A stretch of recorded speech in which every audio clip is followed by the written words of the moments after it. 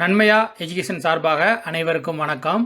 இன்றைய நாளேடுகளான தி இந்து தமிழ் நாளிதழ் மற்றும் தினமணி நாளிதழ் ஆகியவற்றிலிருந்து எடுக்கப்பட்ட செய்தி குறிப்புகளை நம்ம டிஎன்பிசி எக்ஸாம் பாயிண்ட் ஆஃப் வியூவில் தொடர்ச்சியாக பார்க்க போகிறோம்.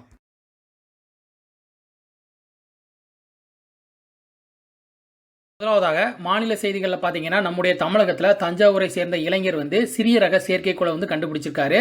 அதை நாசா விண்வெளி மையம் அங்கீகரிச்சிருக்குது. அது குறித்தா பார்க்க போகிறோம். என்ன அப்படின்னு பார்த்தீங்கன்னா நாசா விண்வெளி மையம் மற்றும் I2 லேர்னிங் அப்படிங்கிற அமைப்பு இணைந்து கியூபின் ஸ்பேஸ் அப்படிங்கிற விண்வெளி ஆய்வு போட்டிகளை நடத்திட்டு வருது. இதில் 2019-20 ஆண்டுக்கான போட்டியில் தஞ்சாவூரில் இருந்து சாஸ்திரா பல்கலைக்கழகத்தில் படித்து வரக்கூடிய மாணவர் எஸ் ரியாசிதீன் அப்படிங்கிறவங்க வடிவமைத்துள்ள விஷன் 1 விஷன் 2 அப்படிங்கிற 2 செயற்கைக்கோள்கள் வெற்றி பெற்றிருக்குது. இதை 2021 நாசா விண்வெளி தளத்திலிருந்து ஏவதுக்கு முடிவு செஞ்சுருக்காங்க. இந்த செயற்கைக்கோள் பற்றி சொல்லணும் அப்படின்னு பார்த்தீங்கன்னா இது ரெண்டுமே பார்த்தீங்கன்னா டெக்னாலஜி எக்ஸ்பெரிமெண்டல் செயற்கைக்கோள் தான்.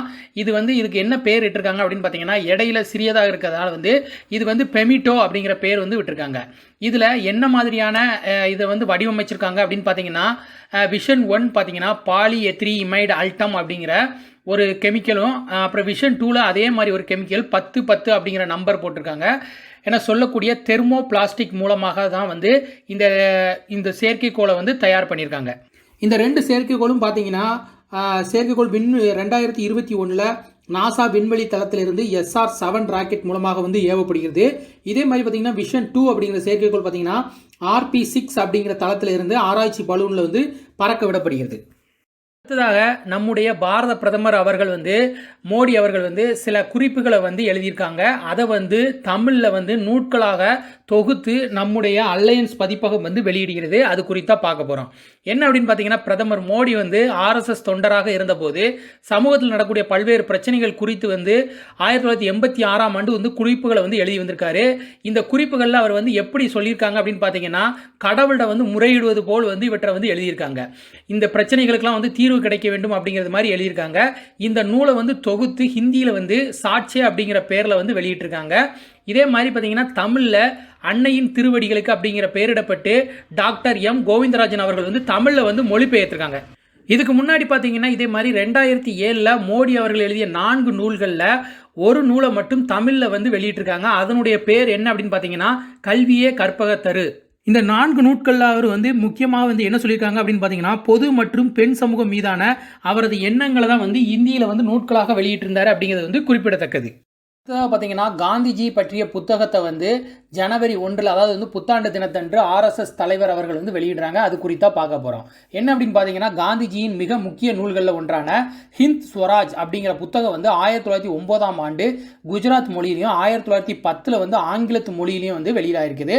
இந்த புத்தகத்தை ஆய்வு செஞ்சு தற்போது making of a Hindu patriot background of Gandhiji's Hind Swaraj அப்படிங்கிற புத்தகத்தை ஜே.கே. பஜாஜ் அப்படிங்கிறவங்களும் MD சீனிவாஸ் அப்படிங்கிறவங்களும் வெளியிட்டிருக்காங்க. இந்த ஆய்வு நூலை தான் பார்த்தீங்கன்னா RSS தலைவர் மோகன் பாகவத் அப்படிங்கிறவங்க ஜனவரி 1ஆம் தேதி வெளியிட இருக்காங்க. இந்த ஆய்வாளர்கள் இந்த புத்தகம் குறித்து என்ன சொல்கிறாங்க அப்படின்னு பார்த்தீங்கன்னா 1909 ஆண்டில் இந்திய சுயராஜ்யம் சுதந்திரம் குறித்து காந்தியடிகள் குஜராத்லையும் ஆங்கிலத்திலையும் எழுதிய கையெழுத்து ஆவணங்களை அடிப்படையாக கொண்டு தான் அவரது உண்மையான கருத்துக்களை நம்ம வெளிக்கொண்டு வர வேண்டும் அப்படிங்கிற முயற்சியின் விளைவாக தான் இந்த புத்தகம் உருவாயிருக்கு அப்படிங்கிறத சொல்லியிருக்காங்க. மேலும் பார்த்தீங்கன்னா ஹிந்த் ஸ்வராஜ் பற்றி எழுதியுள்ளதன் மூலமாக காந்தியடிகள் தன்னை ஹிந்து மதம் சார்ந்த தேச பக்தராக நிலைநிறுத்தியுள்ளதை அந்த புத்தகத்தில் தெளிவுபடுத்தி இருக்கோம் அப்படிங்கிறதையும் சொல்லியிருக்காங்க. அடுத்ததாக பார்த்தீங்கன்னா நம்முடைய இந்திய நாடு 5வது மிகப்பெரிய பொருளாதார நாடாக 2025 முன்னேறும் அப்படிங்கிறத சொல்லியிருக்காங்க. அது குறித்தா பார்க்க போகிறோம். என்ன அப்படின்னு பார்த்தீங்கன்னா உலகினுடைய 5வது மிகப்பெரிய பொருளாதார நாடாக வரக்கூடிய 2025 ஆண்டில் இந்தியா முன்னேறும் அப்படிங்கிறத பொருளாதார மற்றும் வர்த்தக ஆய்வு மையம் தெரிவிச்சிருக்காங்க. மேலும் என்ன சொல்லியிருக்காங்க அப்படின்னு பார்த்தீங்கன்னா 2027 ஜெர்மனியும் 2030 ஜப்பானியும் பின்னுக்கு தள்ளி 2030 ஆண்டில் இந்தியா 3வது இடத்துக்கு முன்னேறும் அப்படிங்கிறது சொல்லியிருக்காங்க. ஏற்கனவே பார்த்தீங்கன்னா கடந்த 2019 ஆண்டில் இங்கிலாந்து பின்னுக்கு தள்ளி 5வது இடத்துக்கு முன்னேறியது சிறப்புக்குரியது. ஏன் இந்த 2020 ஆண்டில் பார்த்தீங்கன்னா கரோனா தொற்று காரணமாக பொது முடக்கம் காரணமாக இந்தியாவுடைய பொருளாதாரம் பின்தங்கிருச்சு. அதனால திரும்பவும் இங்கிலாந்து அதனுடைய இடத்தை பிடிக்கும் அப்படிங்கிறது சொல்லியிருக்காங்க. அதுக்கு பிறகு பார்த்தீங்கன்னா 2021 நம்முடைய பொருளாதார வளர்ச்சி 9%ஆகவும் 2022 7%ஆகவும் இருக்கும் அப்படிங்கிறது வந்து சொல்லியிருக்காங்க. இதில் மற்றொரு குறிப்பாக பார்த்தீங்கன்னா 2028ஆம் ஆண்டில் அமெரிக்காவை பின்னுக்கு தள்ளி சீனா வந்து முதலிடத்துக்கு வந்து முன்னேறிவிடும் அப்படிங்கிறத வந்து பொருளாதார மற்றும் வர்த்தக ஆய்வு மையம் வந்து தெரிவிச்சிருக்காங்க. அடுத்ததாக பார்த்தீங்கன்னா ஆயுஷ்மான் பாரத் திட்டத்தை வந்து ஜம்மு காஷ்மீரில் வந்து விரிவுபடுத்தியிருக்காங்க. அது குறித்தா பார்க்க போகிறோம். இது என்ன அப்படின்னு பார்த்தீங்கன்னா மருத்துவ ஆயுஷ்மான் பாரத் அப்படிங்கிறது வந்து ஒரு மருத்துவ காப்பீடு திட்டம். இது நாட்டினுடைய கிராமப்புறங்களைச் சேர்ந்த 8.3 கோடி குடும்பங்களையும் நகர்ப்புறங்களில் இருக்க 2.33 கோடி தொழிலாளர் குடும்பங்களையும் வந்து இலக்காக கொண்டு தான் இந்த ஆயுஷ்மான் பாரத் அப்படிங்கிற மருத்துவ காப்பீடு திட்டத்தை வந்து மத்திய அரசு வந்து ஆரம்பிச்சாங்க. இதை எப்போ ஆரம்பிச்சாங்க அப்படின்னு பார்த்தீங்கன்னா கடந்த 2018ஆம் ஆண்டு செப்டம்பர் மாதம் வந்து அறிமுகம் செஞ்சிருக்காங்க. இதன் மூலமாக என்ன பயன் அடையலாம் அப்படின்னு பார்த்தீங்கன்னா ஆண்டு ஒன்றுக்கு ஒரு குடும்பத்தில் 5 லட்சம் வரையில் ஏற்படக்கூடிய மருத்துவ செலவுகளை வந்து இந்திய அரசே வந்து ஏற்கும் அப்படிங்கிறது வந்து சொல்லியிருக்காங்க. இது எந்த மருத்துவமனைகளுக்கெல்லாம் பொருந்தும் அப்படின்னு பார்த்தீங்கன்னா பிரதமரின் மக்கள் ஆரோக்கிய திட்டம், அதாவது வந்து PMJY அப்படிங்கிற கீழே இணைந்திருக்கக்கூடிய எந்த மருத்துவமனையிலும் இந்த காப்பீட்டு தொகையை வந்து பயன்படுத்தி சிகிச்சை பெற முடியும் அப்படிங்கிறத வந்து சொல்லியிருக்காங்க. இந்த திட்டத்தில் வந்து தற்போது வந்து ஜம்மு காஷ்மீரோட யூனியன் பிரதேசத்தையும் வந்து அறிமுகப்படுத்தியிருக்காங்க. தற்போது உள்ள 6 லட்சம் குடும்பங்கள் வந்து ஆயுஷ்மான் பாரத் திட்டத்தில் வந்து இணைஞ்சிருக்காங்க.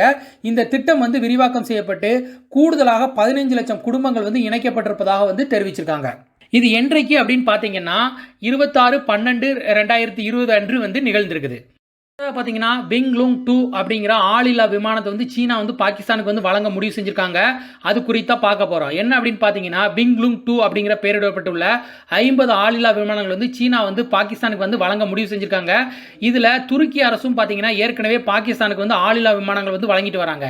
இந்த பின்னணியில இந்தியா வந்து சீனா பாகிஸ்தான் சவால்களை வந்து எப்படி எதிர்கொள்ள தயாராகி வருகிறது அப்படிங்கிறத பற்றி தான் பார்க்க போறோம். மத்திய பாதுகாப்புத்துறையின் இந்துஸ்தான் ஏரோநாட்டிக்ஸ் நிறுவனம் வந்து ட்ரோன்களை வந்து தயாரிச்சிருக்காங்க. அந்த ட்ரோன்களை பார்த்தீங்கன்னா நம்முடைய ஜாக்குவார் ரக போர் விமானங்களில் வந்து பொருத்த இருக்காங்க.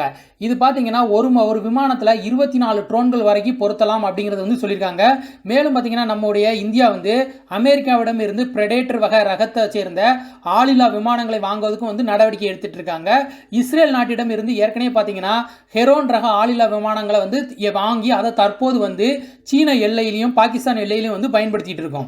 மேலும் பார்த்தீங்கன்னா இஸ்ரேல் நாட்டிடம் இருந்து ஸ்மாஷ் 2000 அப்படிங்கிற அதிநவீன ட்ரோன் தடுப்பு சாதனங்களை வாங்குறதுக்கு வந்து மத்திய அரசு வந்து முடிவு செஞ்சிருக்காங்க.